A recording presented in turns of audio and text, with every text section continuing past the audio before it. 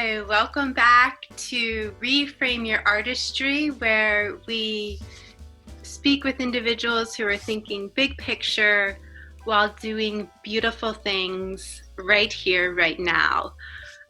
Today, we are so fortunate to talk a few minutes with Dr.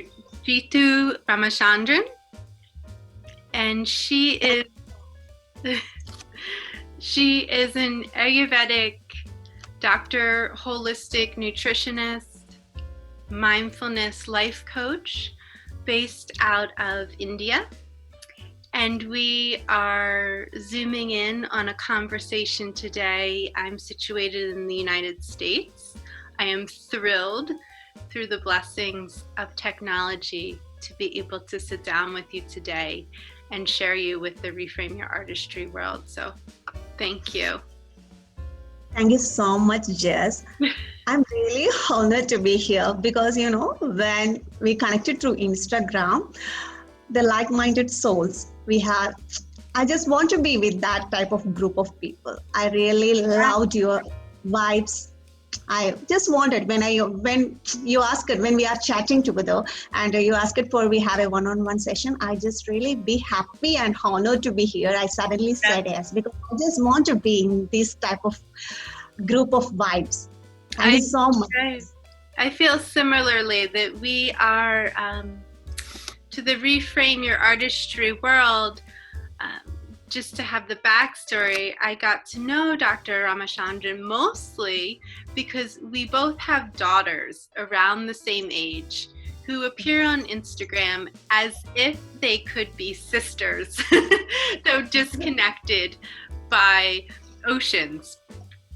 And so that's kind of where I would love to start with you, to allow the reframed art world to get to know your experience as a healthcare professional.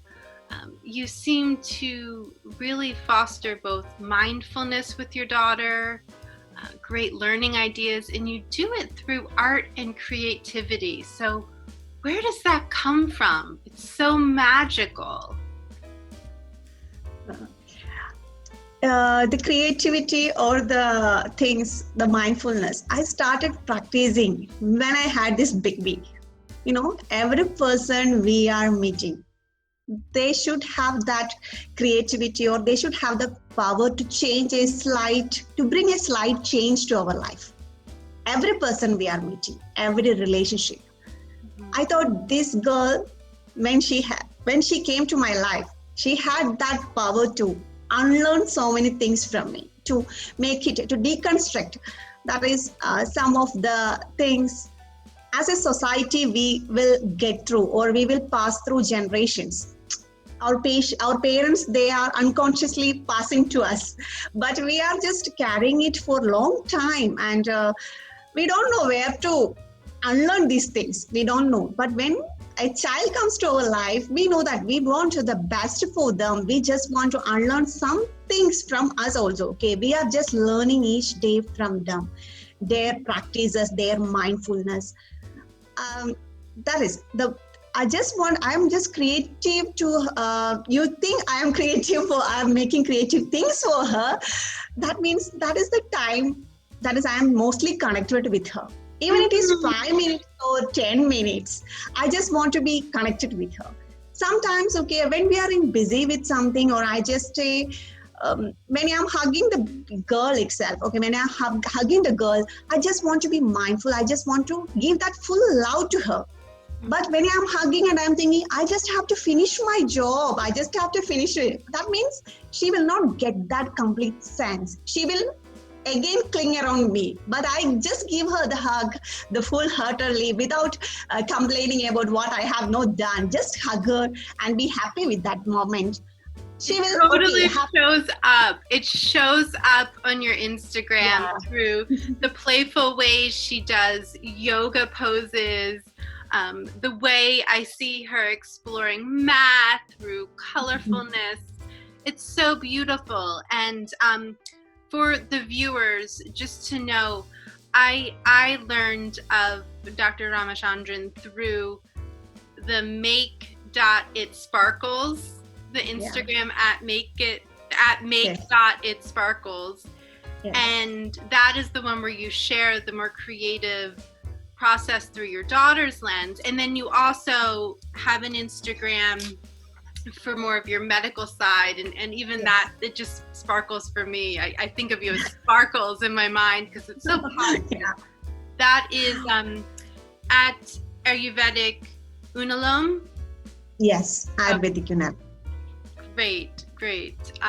Do you want to say that one more time, much more articulately than I do? Your Ayurvedic site.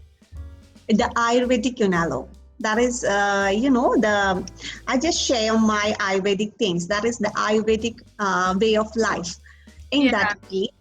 It's wonderful. It's so refreshing with Outlook. And as I said, when I experience your Instagram pages, I feel calmer, I feel more optimistic, and I thank you for that. And so it's interesting. Same here also. You are also sharing so many beautiful quotes every day, because when it's a mutual thing. I just want to tell that one now, because when we are our healing process, okay, we are not healed people. We are just going through the healing process. It's a zigzag process. It's not a straight line. We are not going from this like that. Right. So we have ups and downs in daily life. But when we are surrounded by the group of people with awesome vibes, we will get, universe will show that quote or that thing you share, or any person with that like-minded people that share that quote. That is enough to uplift the mood for the day. Beautiful. That's the interconnected energy. Yeah, yes. We were talking, right, before we went and recorded, we were talking about that energy that you and I often think transnationally, beyond the boundaries, so that we're really connecting with people who can lift one another up more often. Yes. And you just spelled it out. You do that starting with your child. And then I feel that through even the social media. And we have that now. And we're pitching it more broadly. Could you tell me more about, because I think it has to do with connection and a great skill to improve connection. How do you practice mindfulness, and how do you define mindfulness? I get that question a lot. How do you define it? For me, mindfulness means allowing the presence. That is where you are present, allowing the presence. There is an awareness, there is an energy in that presence. Mm-hmm. For me, the mindfulness is more of breathing. Our breath. Only we have now is our breath. Yeah. When we are meditating or when we are mindfulness, we are just telling everyone to take a deep breath and feel that you are now. That means your now is your breath. We are all there. That's so beautiful. You just said, take a deep breath. That is the now. You have just felt what it is to be. Yes. Right now. Yes, right now, the breath. We are all connected. How the mindfulness is connected to everyone around us, because we are all breathing the same air. Yeah, they are all connected. What vibes we are sending.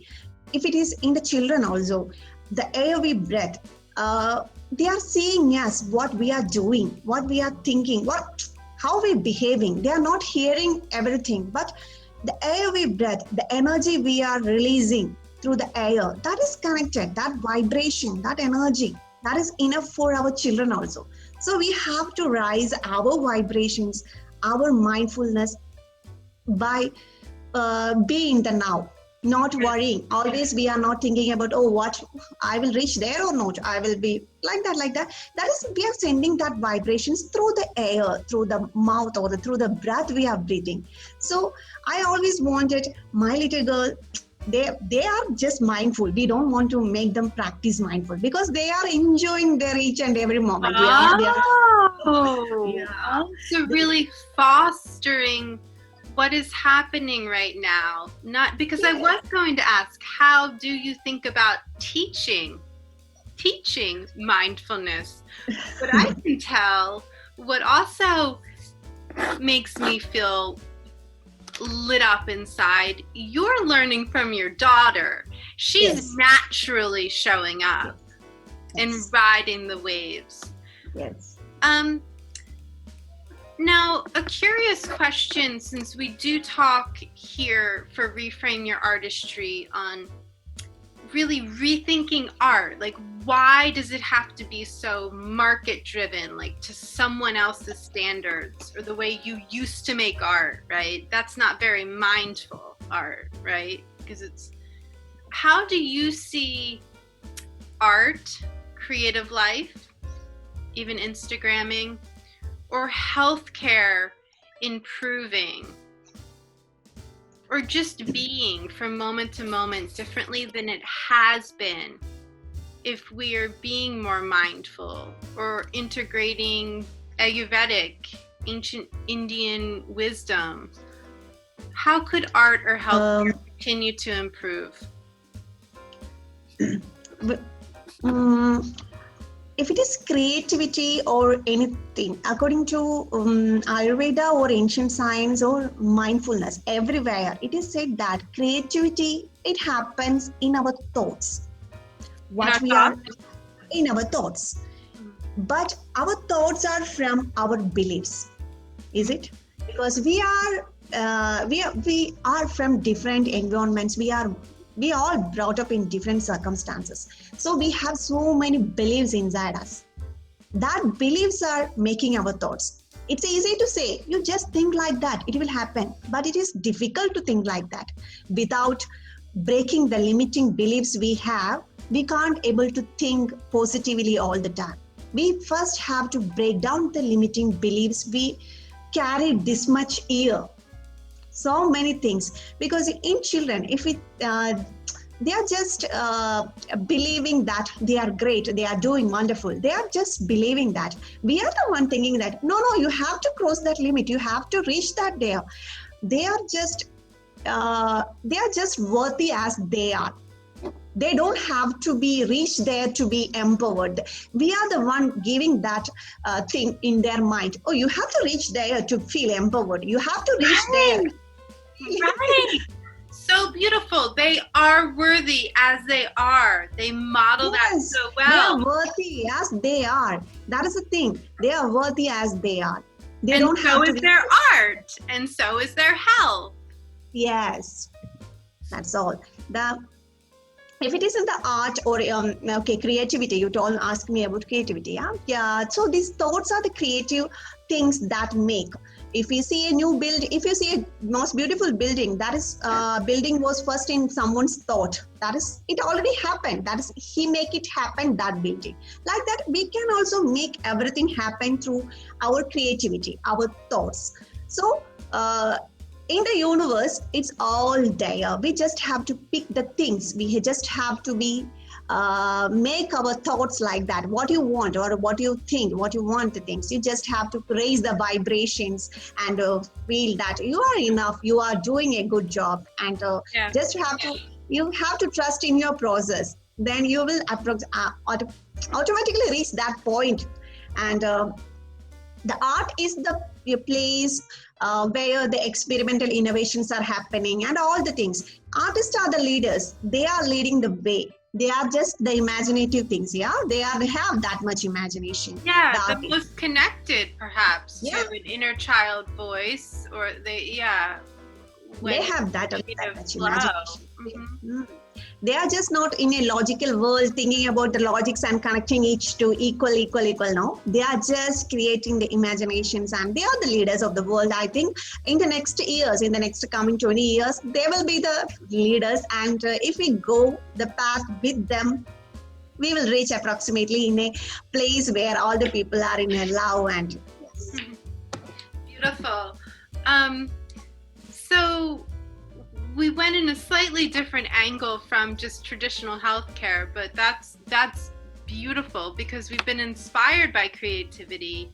We've been inspired by this moment, but most of all, you and I can tell what has brought us together is we are inspired by our daughters. Yes. And So I am aware, in fact, you have to tuck your daughter in. It's 1:00 here, Eastern Time, US, about 8:00 there in India. 9 o'clock. It's 9:43. It's not India. It is in Bahrain. I'm just currently settled in Bahrain. That's right, because of daylight savings time here. Yeah. Yeah. I'm going to let you go and in It's right okay. after I enjoyed talking with you. It's okay. right after this big picture question, to make sure that I have heard, and I want to share what I think I have heard, one of the most radiant main ideas you brought us to today is that if we pay attention to the youngest among us, the voices of our children, they are holding the wisdom, the intuitive wisdom, the ancient wisdom, the collective wisdom that both will raise up our creativity, to raise up our civilization, to raise up our universe. Does that sound like what you kind of believe in? Yes. As a children or as a future generation, they are okay. I just want them to be kind to themselves and kind to others. That is the only thing I just want her to be. And I don't want her to go to a fixed schedules and fixed timelines and you have to go like this, you have to go like this. I don't want her to be like that. I just want her to explore the universe, and universe is there. You just go out and explore, and whatever thing you feel, it makes you happy, you can do that thing without hurting others. And you treat all the human beings as your own self. That is how you treat yourself. You just treat others also like that. That is the thing I just want her to be carry, and I don't want her to carry my my unfulfilled wishes. I don't want her to fulfill. I just want her to be like her, create her own path, go in her own path. That's the thing. Yeah.